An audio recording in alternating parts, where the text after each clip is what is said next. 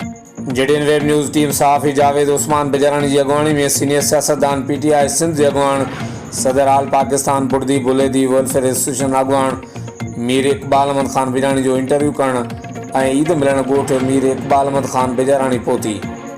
JUI अगवान Mir Shahzain Khan बेजारानी मुकदम दादन खान निंदवानी समेत बिया मोज़ीन इलाके वासी ज़िले कश्मीर कंदकोट बुलेदी इताद जा अगवान बि मीर इकबाल अहमद खान बेजारानी से ईद मिलन लाइ पहुतल हुआ।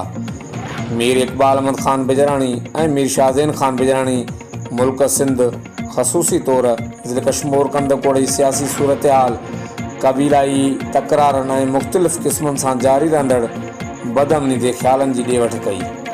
मीर इकबाल अहमद खान बेजारानी JTN न्यूज़ के ॾिनल दिलेराना तफ़सीली इंटरव्यू में वीचार हिन रीत वंडिया आहिनि। इन वक्त असीं मौजूद आहियूं PTI अगवान ऐं जेका त बुर्दी बुलेदी वेलफेयर एसोसिएशन जे सदर मीर इकबाल अहमद खान बेजारानी सां असीं साईंजन सां मुल्की सूरत हाल खां अलावा जेकी असांजे ज़िले कश्मीर जी बदअमनी जी हिकु सूरत हाल आहे उन ते बि गुफ़्तगू कंदासीं। उन खां अलावा जेको सिंध में जो केनालनि जो मसइलो हले पियो ऐं हर पार्टी सरापा एहतिजाज आहे सिंध जेके सिंधू दरिया ते केनाल कढिया पिया वञनि उन मुतलिक़ बि जेका गुफ़्तगू कंदासीं।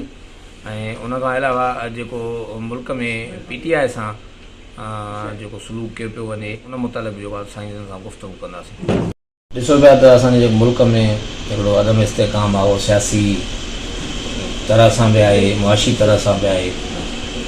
बलूचिस्तान में ॾिसो पिया त काफ़ी सूरत हाल ख़राबु आहे ऐं सिंध में बि जेको आहे त इहो पाणी जो इशू आहे बदअमनी जो इशू आहे KPK में दहशतगर्दी हले पई। जेको असांजो क़ौमी जेके मसइलो आहे सभु खां उन मुतलिक़ तव्हांजो छा चवणु आहे? वॾी महिरबानी जावेद उस्मान साहब। तव्हां ॾिसो हिकु जाइ ते 3 सवाल कया आहिनि। जेको मुल्क में सियासी इस्तेकाम न आहे उहो इन करे न आहे त मुल्क में हक़ीक़ी नुमाइंदनि जी हुकूमत ई न आहे। मुल्क में जेके हक़ीक़ी जेके क़ौम जा नुमाइंदा आहिनि उहे इक़्तिदार खां ॿाहिरि वेठा आहिनि। उहे इमरान ख़ान जेल में पियो आहे, उनखे पूरी दुनिया मञे थी। दुनिया खां ॿाहिरि हुनखे जेको आहे अमेरिका जेको हेॾो वॾो सुपर पावर ऐं जमहूरियत जो हिकिड़ो पाव आहे, इंडिया सभ खां वधीक जमहूरी मुल्क आहे, उहे तव्हां ॾिसो इंडिया जे चैनल रोज़ चवनि था पिया त पाकिस्तान जो हक़ीक़ी लीडर हिननि ज़बरदस्ती अंदरि जेल में विझी छॾियो आहे। पाकिस्तान जी अवाम जो जेको हक़ीक़ी नुमाइंदो आहे उहो जेल में पियो आहे। त बलोचिस्तान में जेको हिन महिल हालात आहिनि, बलोचिस्तान जा हालात जावेद साहब इन हद ताईं ज़िंदगी हेॾो वक़्तु गुज़रियो आहे, हालात ख़राबु अॻे बि सनाथुला हुया, पर हिन वक़्तु एतिरा हालात ख़राबु थी विया आहिनि जो लॻे थो त उते हुकूमत आहे ई कोन। ऐं उते जेको बि माहौल पैदा कयो वियो आहे उहो जबरी जेको अवाम ते ज़ुल्म करणु ऐं उन्हनि जा माण्हू अगवा करे वरी उन्हनि खे गुम करे छॾणु, उन्हनि खे मारे उन्हनि जा लाश उन्हनि खे पहुचाइणु, त ज़ाहिर ॻाल्हि आहे अवाम हाणे उन्हनि सां गॾिजी वई आहे। अॻ में अवाम उन्हनि जेके इनकलाब आणणु चाहिनि था या जेके गवर्नमेंट जा बाग़ी खणी चऊं उन्हनि खे, उन्हनि सां हाणे बलोचिस्तान जो अवाम गॾिजी वियो आहे। उहो ॾिसंदा त हिननि सां ज़ुल्म थिए थो, हिननि खे पंहिंजा हक़ नथा मिलनि। हाणे औरत हिकिड़ियूं मायूं आहिनि जंहिंजो पीउ खजी वियो आहे, जंहिंजो भाउ अगवा थी उन्हनि खे मारे या मारियो अथऊं या उन्हनि खे किथे जेलनि में बंदि कयो अथऊं, उहे पंहिंजो हक़ु घुरण लाइ निकिरनि थियूं, उन्हनि खे डंडा वसाए उन्हनि खे जेल में थो विधो वञे। जॾहिं अहिड़े क़िस्म जा हालात मुल्क में पैदा थींदा या कंहिं इलाइक़े में पैदा थींदा त उते इस्तेकाम कीअं ईंदो? उते त सियासी इस्तेकाम अची नथो सघे। ऐं मुंहिंजी नज़र में सियासी इस्तेकाम इमरान ख़ान खे ई कढंदा त हिकदमि हिन मुल्क में सियासी इस्तेकाम बि ईंदो ऐं हीउ मुल्क बि बची सघंदो। हिन महिल मुल्क खे ही टोड़ण जी कड़ पिया आहिनि। हीउ मुल्क खे अहिड़े पासे धिके था वञनि, सम्झ में नथो अचे त हीअ असांजा जेके मौजूदा हुकुमरान आहिनि इहे कंहिंजी एजेंडा ते कमु करनि था। जेके मुल्क खे नुक़सानु पुॼाइण वारा मुल्क आहिनि हीअ उन्हनि जी एजेंडा ते कमु करनि था। हीअ मूंखे त लॻे थो इसराइल जा माण्हू आहिनि, हीअ इसराइल जे प्रोग्राम ते कमु करनि था गवर्नमेंट वारा। ऐं इसराइल जो वाहिद दुश्मन जेको आहे उहो हिकिड़ो ई इमरान ख़ान आहे, जेको कॾहिं बि इसराइल खे तस्लीम बि न कंदो। ऐं उन अक़वाम मुतहिदा में चयो त इसराइल जेको ज़ुल्म करे थो, उते जेको मुस्लमान सां ज़ुल्म थिए थो, उन मुस्लमाननि जी दिलि सां असांजी दिलि गॾु धड़के थी। त उहो इमरान ख़ान आहे ऐं हिन महिल इसराईल खे तस्लीम करण जे लाइ इमरान ख़ान खे जेल में रखियो वियो आहे त इहो जेल में हुजे त असां हिन हुकूमत खां इसराईल सां मुआदा कराए तस्लीम करायूं। ॿियो जो सिंध में पाणी जो मसइलो आहे, जेके गैर क़ानूनी कैनाल कढनि पिया, हिन में मुतलक़ जो बाद पीटीआई जो मौक़िफ़ छा आहे? पाकिस्तान तहरीक इंसाफ़ जो शुरू खां वठी जॾहिं खां इहा ख़बर पई आहे त हिननि सिंध जो पाणी विकिरो कयो आहे त पाकिस्तान तहरीक इंसाफ़ असेंबली में हिकिड़ो बिल पेश कयो ऐं उन्हनि चयो पीपल्स पार्टी वारा जेको कूड़ी दावा करनि पिया त असां खे ख़बर न आहे ऐं असां हिन जे ख़िलाफ़ु आहियूं, हुननि चयो त ठीकु आहे असां बिल पेश कयूं था, तव्हां त सिंध जा नुमाइंदा आहियो, तव्हां अचो उन बिल जी हिमायत कयो त ॻाल्हि ज़ाहिर थी वेंदी। पर हीअ त अॼु मीडिया जो दौरु आहे, असांखां वधीक तव्हां हिकिड़े मिंट में ख़बर था हलायो पिया त हाणे तव्हांखे ख़बर आहे ज़ैन शाह वञी उन कैनाल जे मथां बीह रहियो, ज़ैन शाह चयो त बाबा हीअ ॾिसो हीअ कैनाल ठहंदी पई आहे। हिननि सिंध जे माण्हुनि सां धोखो कयो आहे, हिननि सभ खां वधीक भुटे ख़ानदान सां धोखो कयो आहे। भुटे ख़ानदान खे मारण वारा केरु आहिनि? इहो ई टोलो आहे जेके हिन महिल सिंधु दरिया जेको विकिरो कयो वेठा आहिनि। उन्हनि सभ खां पहिरियों त भुटे ख़ानदान खे ख़तमु कयो, भुटे ख़ानदान खे ज़ियालत ख़तमु न करे सघियो, भुटे ख़ानदान खे मुशरफ ख़तमु करे न सघियो ऐं पीपल्स पार्टी खे भुटो ख़ानदान खे हिननि टोलो जेको ज़रदारी टोलो आहे इन्हनि ख़तमु कयो आहे। त उनजे करे सिंधु दरिया जेको आहे उहो हिननि पंहिंजे तरफ़ां विकिरो करे छॾियो आहे, उनजी वज़ाहत अची वई आहे। अॼु त ताज़ो तव्हांजे चांडियो कहिड़ो आहे नुमाइंदो कराची में ARY जो अरबाब चांडे साहिबु क्लियर कयो आहे त उहो ॾेखारी ते रिटर्न में जेको पंजाब गवर्नमेंट 200 अरब खां मथे पैसा रखिया आहिनि त हिननि पाण सिंधु दरिया विकिरो कयो आहे। पर सिंध जा माण्हू, सिंध जो अवाम हाणे कॾहिं बि ईअं थियणु कोन ॾींदो त सिंध जो पाणी खणी ऐं पंजाब खे ई ॾींदा ऐं पोइ सिंध में ख़ुशि रही सघंदा, ईअं कॾहिं बि कोन थींदो। ऐं तव्हां ॾिसंदो त जेकॾहिं हिननि इहो मुआदो ख़तमु न करायो, छो जो सदर वेठो आहे हिन महिल, अथॉरिटी सदर आहे, सदर इहो मुआदो ख़तमु करे सघे थो। हे नवाज़ शरीफ़ जी, शहबाज़ शरीफ़ जी हुकूमत खां धार थियनि न, हिकिड़े ॾींहं में हुकूमत किरी पवंदी, छो नथा धार थियनि? ॿिटी पॉलिसी आहे हिननि जी, उन्हनि सां बि गॾु आहे। वरी माण्हुनि खे चवनि था पिया असां एहतिजाज कयूं था, असां सिंध जो पाणी न ॾींदासीं। बाबा न ॾींदो तव्हां हुन सां गॾु छो वेठा हो? अलॻि थियो, ख़बर पइजी वेंदी। हीअ कोन कंदा, हीअ सॼी ॿिटी पॉलिसी आहे, सिंध जी अवाम ॼाणे थी। तव्हां ॾिसंदो त हिननि खे सिंध जी अवाम ड्रिकाए हिननि खे मैदान में हिननि खे पुछड़ो कंदा, हिननि खे कॾहिं बि ईअं जीअण न ॾींदा जेतिरे ताईं इहो सिंधु दरिया जो मुआदो हीअ ख़तमु नथा कराइनि। ॿियो सिंध में जेको आहे बदमनी जो मसइलो आहे, क़बीलाई तकरार बि आहिनि। जेको वाक़ियो हाणे बडाणी ताज़ो वाक़ियो थियो भुटनि ऐं बंगवारनि जो, हुन खां बाद में वाक़ियो थियो को डूंगर बिरादरी जा माण्हू मारियो। हाणे ईद जे मौक़े ते जेको सभ खां पहिरियां त हिकिड़ो बदमनी जे हवाले सां असांखे ॿुधाइजो ऐं हुन खां अलावा तव्हां कहिड़ो पैगाम ॾींदो बिरादरियुनि खे जेको रोज़ु हिक ॿिए सां जहिड़ो करे क़तल? मां त 6 महीना पहिरियों चयो, बल्कि 8 महीना 10 महीना थिया आहिनि पहिरियों चयो त हीअ मौजूदा सिंध जा हुकुमरान अवाम खे खाना जंगी जे तरफ़ वठी था वञनि। तव्हां हाणे ॾिसो त असांजे हिन सखर रीजन में जेके 10-12 ज़िला आहिनि, जेतिरियूं बि क़ौमूं आहिनि, को कंहिंसां विड़ियो पियो आहे, को कंहिंसां विड़ियो पियो आहे, कंहिंजो कंहिंसां जहिड़ो आहे, इहा खाना जंगी न आहे त ॿियो छा आहे?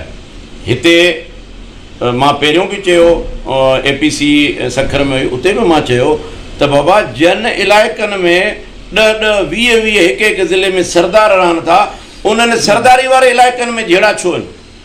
हालांकि सरदार त पंहिंजी क़ौमुनि जा मालिक आहिनि, उहे त चवंदा असां पंहिंजे राज जा मालिक आहियूं, क़ौमुनि जा मालिक आहियूं ऐं असांजो हिते बाक़ाइदे पंहिंजी क़ौम ते कंट्रोल आहे। जे तव्हांजो पंहिंजी क़ौम ते कंट्रोल आहे त तव्हां माण्हू छो था मारायो?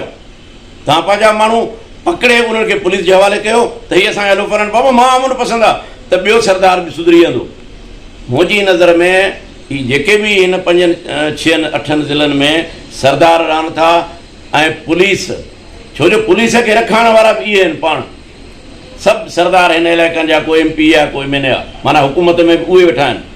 मुंहिंजी ॻाल्हि थोरी उन्हनि खे न वणंदी आहे, कॾहिं कॾहिं उहो मूंखे हिकु फ़ोन बि करे चयो आहे त तूं असांजे ख़िलाफ़ु ॻाल्हाए थो। मां चयो मां तव्हांजे ख़िलाफ़ु नथो ॻाल्हायां, मां अवाम जे लाइ ॻाल्हायां थो। तव्हां अवाम जा वॾा आहियो, तव्हां सिर्फ़ु MP MNA न आहियो, तव्हां क़ौम जा पगदार बि आहियो। तव्हांजे मथां डायरेक्ट हक़ु आहे त तव्हां क़ौम जी ख़िदमत कयो ऐं अमुन ॾियारायो इलाइक़े में। तव्हां अमुन जे बजाए तव्हां उल्टो माण्हुनि खे जेको आहे उहो मारायो था ऐं माण्हुनि खे तव्हां इज़ारायो था, माण्हुनि जो को हक़ु नथा वठी ॾियो। माण्हू घरनि ताईं महदूद थी विया आहिनि, पर हाणे त घरनि में गिरी माण्हुनि खे फुरे खणी था वञनि। सो इहे सरदार ऐं हिन इलाइक़े जा जेके पाण खे MNA MPA जंहिंजे हथ में SP रखाइण बि आहे, जेके सूबेदार बि रखाइनि था, इहे पुलिस धाड़ेल इहे टई हिन महिल मुंहिंजी नज़र में गॾु आहिनि। इन्हनि जो गॾियल सिस्टम आहे। इहे गॾु माण्हुनि खे खणाइनि बि था, फुरनि बि था, खाइनि बि था। कल्ह जो वाक़ियो थियो आहे, जेके स्विगेस वारा माण्हू खजी विया, DIG SP 2 करमपुर थाणे ते 6 ॾींहं अलाए 7 ॾींहं रहिया पिया। उते रही करे 70 लख रुपया वठी करे धाड़ेलनि खे ॾिना आहिनि। उहे धाड़ेल वरी करमपुर में अची ख़रीदारी था करनि, पुलिस थाणे जे अॻियां टपनि था पिया। वरी उन्हनि खे इजाज़त मिली आहे त वञी पंहिंजा घर ठाहियो, ऐं पके ते उन्हनि जा घर आहिनि, कचे में बि कोन्हनि। त तव्हां मूंखे ॿुधायो त ॻाल्हि त ज़ाहिर थी वई। इन जो मतिलबु आहे त सॼे सिस्टम जा हिसेदार आहिनि। हाणे इन जो हल इहो आहे, अगरि हुकूमत सचाई में आहे त हितां जी लोकल पुलिस टोटल बदिली करे, सिपाही खां वठी सूबेदार ताईं इहे सभु कराची बदिली करे छॾनि। सभु कराची खां नओं अमलो अचे, सभिनी ज़िलनि में हितां वारनि में लॻे, SP ऑफिसर सभु ॿियनि सूबनि खां अचनि।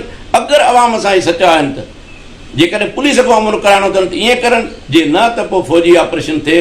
ऐं फ़ौजी ऑपरेशन जा हे पाण मुखालिफ़ आहिनि, चवनि था असां फ़ौजी ऑपरेशन न कराईंदासीं त बाक़ी तव्हां छा माण्हू खणाईंदा रहो, ॿियो त कुझु कोन्हे। मुंहिंजी नज़र में त हीअ पाण था कराइनि, ऐं हल इन्हनि जो इहो आहे जॾहिं ख़ुदा हिननि खे पाण को सुधारो ॾे, या इहे पाण फुरजनि हिननि माण्हुनि जे हथों, त पोइ का ख़बर पए।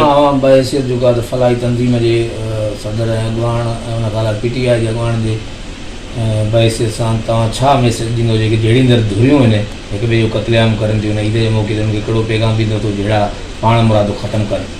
साईं, असां त पाकिस्तान तहरीक इंसाफ़ या पाकिस्तान बुर्दी बुलेदी वेलफेयर एसोसिएशन जे बि प्लेटफॉर्म तां असां त माण्हुनि खे जोड़ण जो पैगाम ॾिनो आहे त बाबा हिन इलाइक़े में रहणो आहे, सभिनी खे अमुन सां रहणो आहे। बलोच हुजे, सिंधी हुजे, पंजाबी हुजे, पठान हुजे, जेको बि सिंध जो रहण वारो आहे, जेको हिन धरती ते कमु थो करे, रोज़ी थो करे पियो, ऐं जंहिंजी ज़िंदगी गुज़री आहे, जंहिंजा अबा ॾाढा गुज़रिया आहिनि, उहे इन्हनि शैताननि माण्हुनि जे चवण ते करे लॻी करे ऐं हिक ॿिए जा खून था करनि, हिक ॿिए जा चोरियूं था करनि, हिक ॿिए जूं पुरूं था करनि। इहो ग़लति अमल आहे। आख़िर हिते रहणो आहे। इहे सियासी माण्हू हिन असांजे इलाइक़े खे बर्बादु करणु चाहिनि था। मां उन्हनि खे इहा अपील कंदुमि त ख़ुदा जे वास्ते उहे पाण में इतिहाद ऐं का ॿधी पैदा करनि, या असांजे बुलेदी इतिहाद जे प्लेटफॉर्म ते उहे हुकुम करनि। असां हिकु वटि पंहिंजी पूरी तनज़ीम पाकिस्तान जी वठी ऐं उन्हनि जहिड़ींदड़ धुरनि वटि वञण लाइ तयारु आहियूं। असांजे हिन पैगाम जे ज़रिए दोस्त हिन में रायो ॾियनि त असां कराची खां वठी वेंदे मुल्तान ताईं असांजी जिते बि तनज़ीम आहे बलोचिस्तान में, सभु वठी असां उन धुरनि वटि मेड़ मिंथ काफ़िला माण्हुनि खे चऊं त बाबा तव्हां पाण ख़ुदा जे वास्ते हिक ॿिए सां ठहो, बाक़ी इन्हनि अॻुवाननि जो आसिरो न कयो त इहे तव्हांजे, हालांकि इन्हनि जो हक़ थो थिए त काथे बि जहिड़ो थिए, को मसइलो थिए, लड़ी वञी उन्हनि जे घर वेही रहनि त बाबा छो था तव्हां विड़ो। तव्हां ॾिसो हाणे हिकिड़ो मीर आबिद ख़ान बहितरीनु कमु कयो, पाण हुन जा सखर जा जागीराणी पाण में विड़ी पिया, बेगुनाह हिकु ॿ माण्हू मारे विधो। मीर आबिद ख़ान चढ़ी वियो उन्हनि वटि, वियो उन्हनि खे चए तव्हांजी तारीख़ तौर खां ख़बरदार कोई बि न विड़े, ऐं उन्हनि जो फ़ैसिलो कयो, उठे ई विया।